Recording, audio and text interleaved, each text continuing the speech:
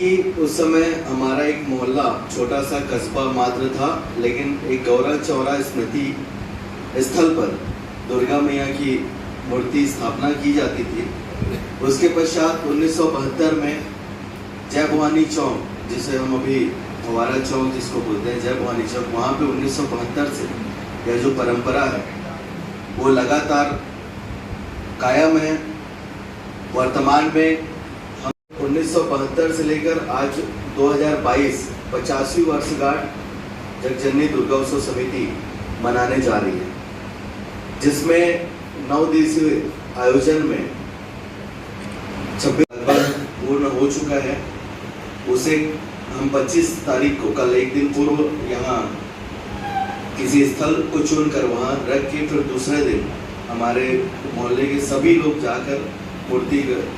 का स्वागत करेंगे। और हमारे राजनांदगांव की पुरातन संस्था जगजननी दुर्गा उत्सव समिति के द्वारा इस वर्ष 50वीं वर्षगांठ मनाया जा रहा है, जिसमें समिति के द्वारा 9 दिवसीय आयोजन अपेक्षित है। उसमें रास गरबा का भी आयोजन समिति के द्वारा किया जा रहा है, जिसमें बालिका वर्ग को ही अवसर दिया जाएगा कि वो आस्था के माध्यम से अपना प्रदर्शन कर सके। साथ ही 30 सितंबर को भव्य रंग छत्तीसा का आयोजन समिति के द्वारा किया जा रहा है और 3 अक्टूबर को जस जगराता का कार्यक्रम दुकालू यादव के द्वारा किया जा रहा है, जिसमें लगभग 7 से 8 हज़ार लोगों की बैठक व्यवस्था समिति के द्वारा की जाएगी। साथ ही मैं इसके माध्यम से निवेदन करूंगा कि हमारी समिति के 50वीं वर्षगांठ के अवसर पर आप सभी का सहयोग अपेक्षित है।